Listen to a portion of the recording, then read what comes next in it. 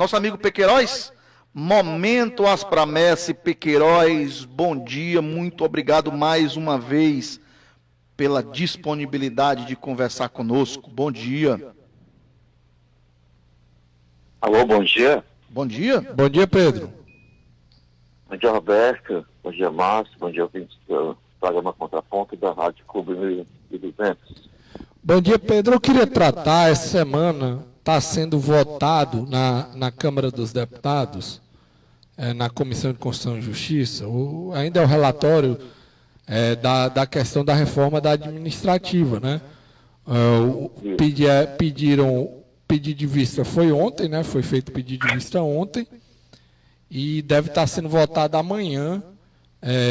Claro que tem as emendas, vai ter toda uma análise ainda, não é rápido, mas está sendo votado pelo menos essa semana, quem sabe no máximo até a próxima, deve estar tudo sendo votado, a reforma administrativa. Qual a preocupação que as promessas têm, ou que você vê em relação a esse projeto? Olha, esse projeto, ele vem desmontar basicamente toda essa estrutura que por muitos anos o Brasil construiu para montar o serviço público, né? Um serviço que as pessoas pudessem ter acesso e os seus operadores, digamos assim, o servidor, tivesse o mínimo de garantias para poder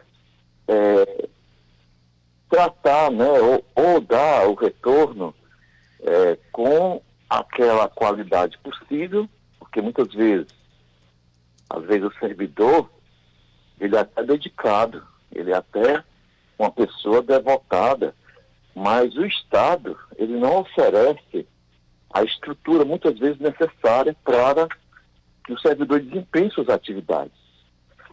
A gente vê isso quase todo dia, muitas vezes, a forma como é apresentada a problemática, muitas vezes não é percebido pelo usuário. Mas nos últimos tempos a gente tem visto esses cortes de receita em determinados setores do serviço público, ele acaba deixando aquele setor com deficiência. E já não bastasse essas faltas de investimento em determinado setor público, agora eles vão atacar o servidor, né? Antes eles atacavam a qualidade do serviço, tirando os recursos necessários para que um bom desempenho. Vamos aqui para um exemplo prático, bem prático, que qualquer dona de casa, qualquer cidadão que mora no kitnet sozinho ou acompanhado vai perceber. No Brasil, o salário mínimo é em torno de R$ 1.100. Com esses R$ 1.100, esta pessoa, ela consegue pagar ali o aluguel dela, ela consegue pagar água, luz e telefone e fazer ali uma pequena feirinha para poder se alimentar durante o mês. Mas ocorre que, por alguma razão, esses R$ 1.100 são reduzidos a 800 ou 700, sei lá. Então, todas aquelas necessidades que ela já tinha dentro daquele perfil de 1.100 têm que ser readequadas para uma situação de deficiência. Né? Se ela tinha se sobrava alguma coisa para ir a uma praia, para ir um cinema, para um shopping, já tem que ser excluído. Aí já perde a qualidade de vida dela. Ela vai ficar então só sobrevivendo, morando debaixo de um teto, supostamente com as luzes à noite desligadas, usando vela, o fogão talvez deixe de comprar gás e passe a usar carvão vegetal e por aí vai.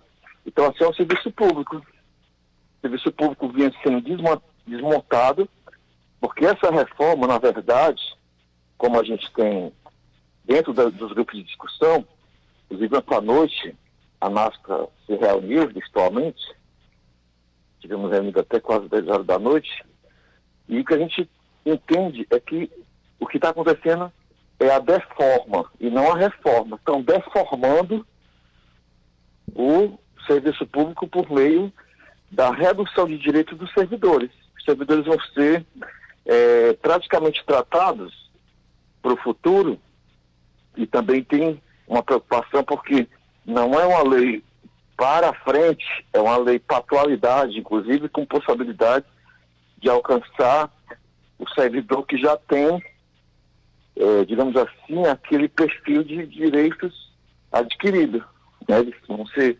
sucumbidos. Então é muito ruim mesmo.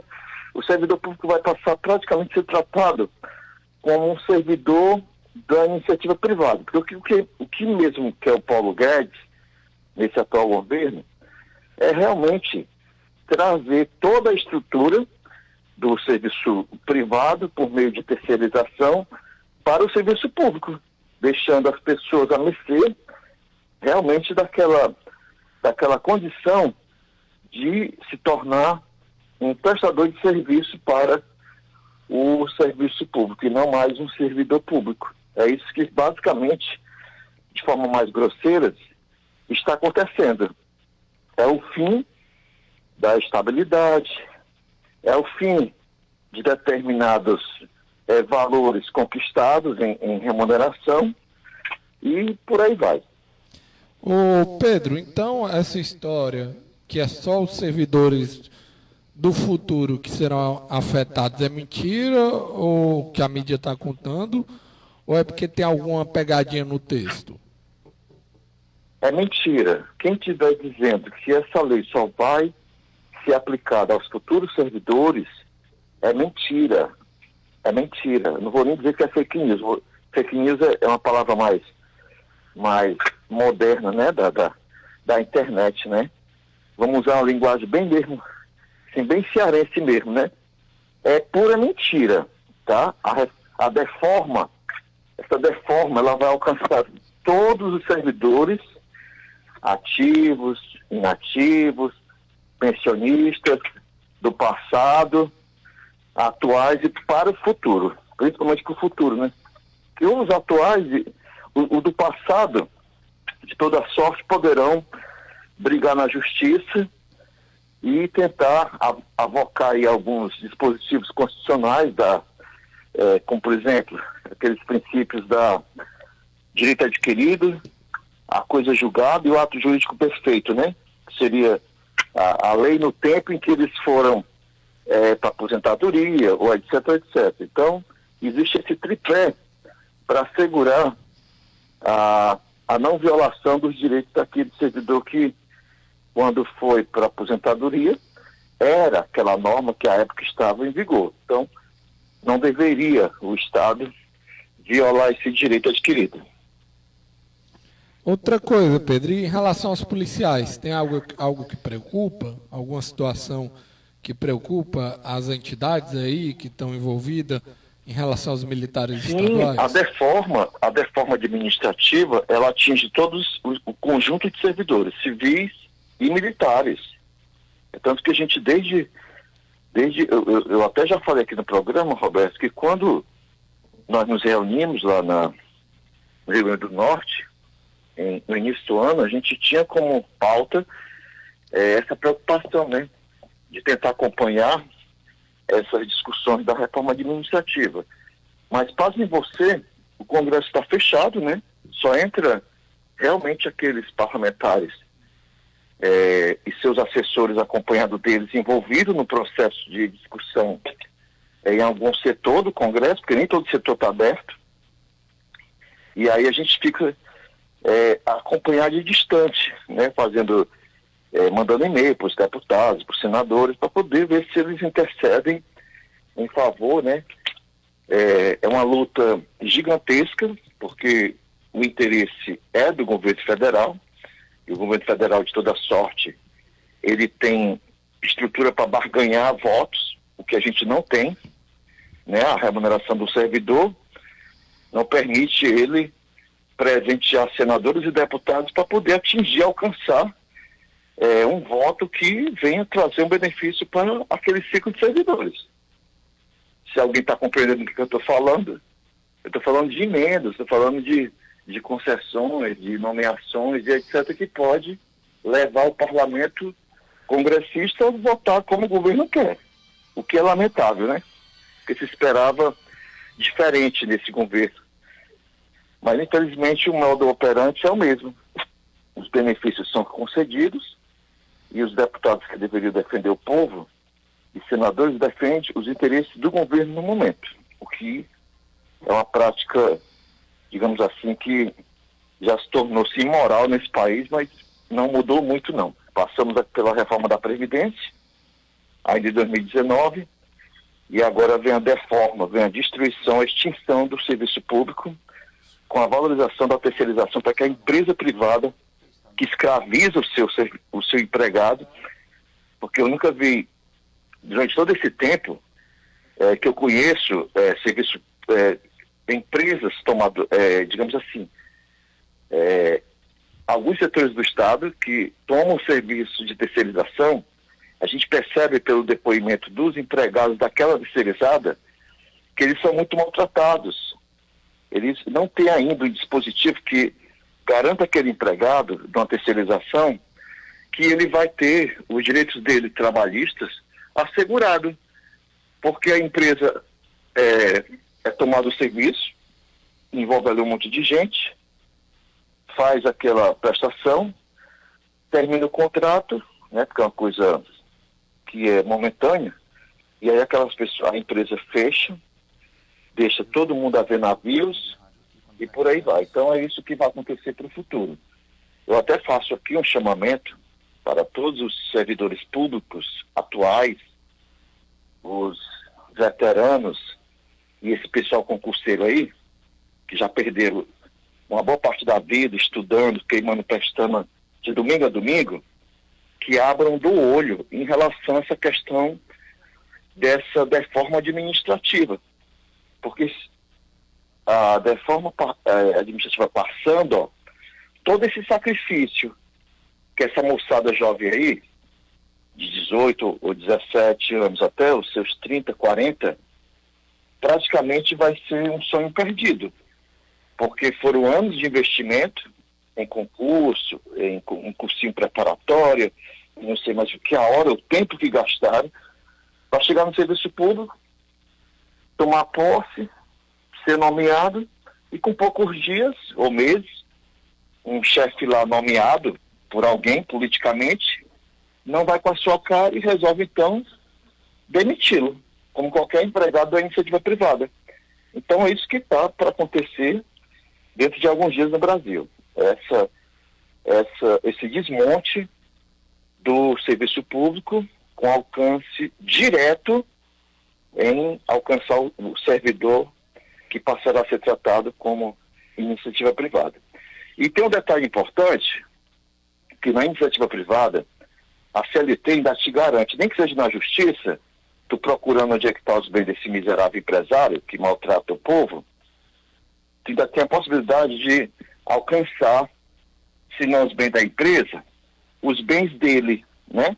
E acabar obtendo êxito da indenização. O serviço público não. O serviço público você sai com a mão na frente ou para trás, como aqui a gente costuma dizer, né? Você sai sem nenhum tipo de indenização. Trabalhou, recebeu e não acumulou nada.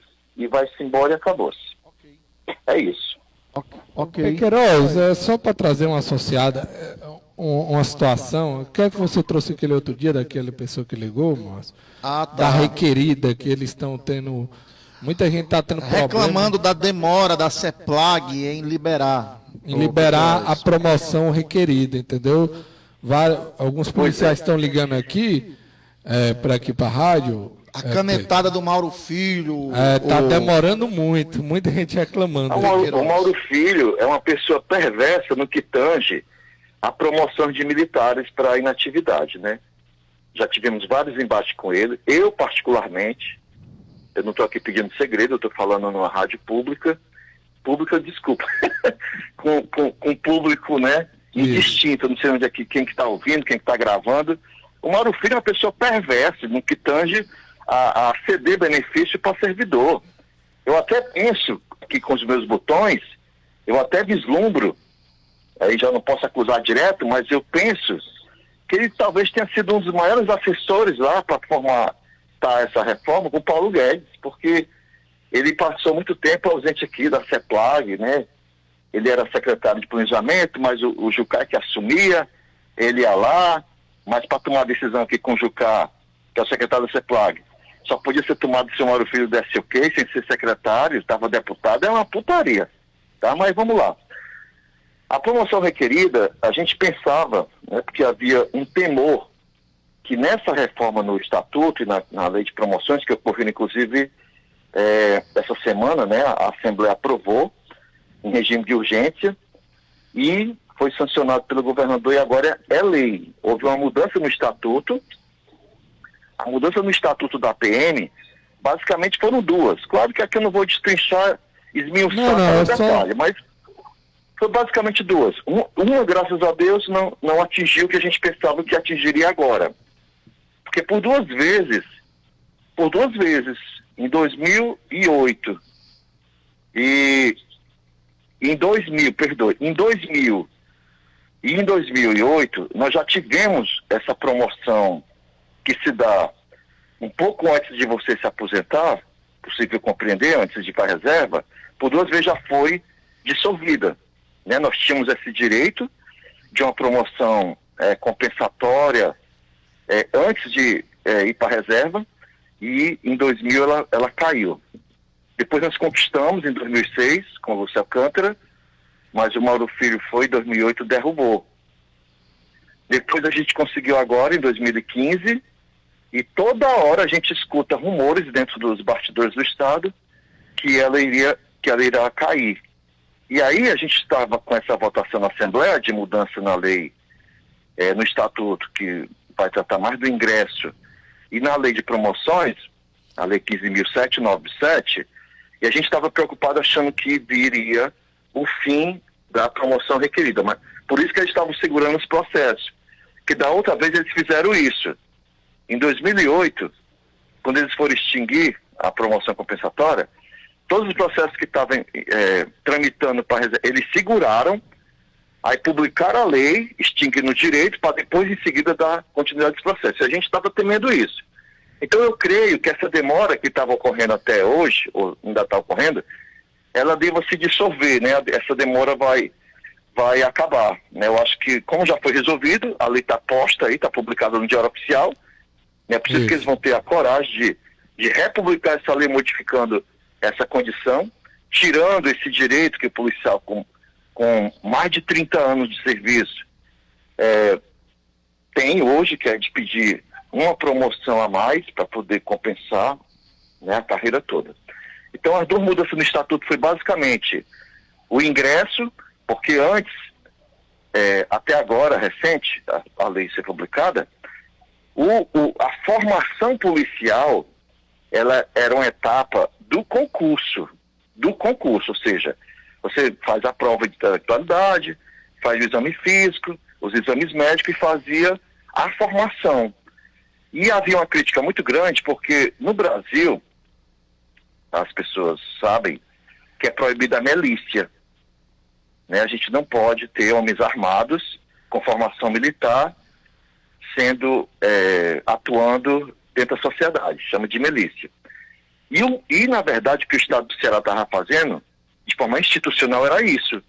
Porque ele pegava o jovem em uma fase de concurso, dava toda a formação de policial militar, com informação, inclusive, que eu entendo que deve ser privilegiada só para quem é da área de segurança, e depois não dava a esse jovem a garantia de que ele ia se tornar policial. Ele acabava voltando para a comunidade e oferecendo ao traficante aquela aptidão que ele adquiriu no curso de formação de policial. E daí então eu até entendo que devo elogiar o governo por estar restaurando o que era no passado. O policial só vai para a academia, passar pelo curso de formação doravante, quando ele for aprovado no concurso. Então ele é aprovado, é chamado já na condição de policial, de militar, para poder receber o treinamento em 7 meses para poder se tornar um policial. 7 meses o policial militar soldado, 2 anos o oficial de carreira e 6 meses, que é a inovação que está chegando agora, o oficial complementar. é aquela pessoa que já tem graduação superior, a lei está especificando quais são as áreas que vai ser contemplada com esse curso, e aí esse oficial só vai ficar 6 meses, porque ele já é graduado, ele já tem a formação dele acadêmica, muitas vezes até pós-graduado e doutorado, e ele apenas vai passar por essa adaptação para se tornar militar, tá? Essas é as 2 mudanças que houveram no estatuto. E na lei de promoções, graças a Deus, a requerida não caiu, graças a Deus, porque estava todo mundo se tremendo de medo, mas ela não foi tocado nela. O que se tocou na lei de promoções foi apenas essa adaptação dessa promoção desses oficiais complementares, a extinção do quadro de capelão, né, que é padre, e de médico. Não tem mais o quadro de médico na Polícia Militar. Quem foi, quem não foi, não é mais, a não ser por esse quadro complementar, e não de saúde. Tá? Obrigado. E claro que a gente faz as críticas, porque nem todas as especialidades que nós entendemos que deveria ter vindo nesse concurso veio.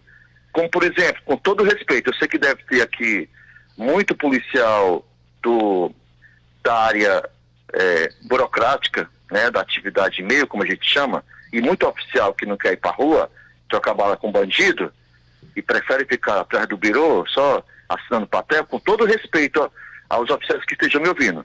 Mas eu entendo que a partir do momento que você se predispôs a passar no concurso público para ser policial, eu pensava que você queria ser policial de rua, e não policial de birô. Então a minha crítica, que eu já faço lá em 2004, ao Lúcio Alcântara, é que ele fizesse um concurso público de carreira, com acessão, com benefício e tudo, para agente administrativo, para que esse agente administrativo de carreira exerça as atividades burocráticas da polícia e do bombeiro, e o policial e o bombeiro faça a sua finalidade constitucional, que é ir para a rua proteger a sociedade. Okay. É isso aí, pessoal. Obrigado, Pedro. Tudo de bom. Até a próxima quarta-feira, viu? Um abraço. Se assim Deus permitir. Se cuide que a Covid ainda está por aí assustando alguns. Obrigado por tudo e que Deus abençoe a todos nós. Valeu, Pedro. Muito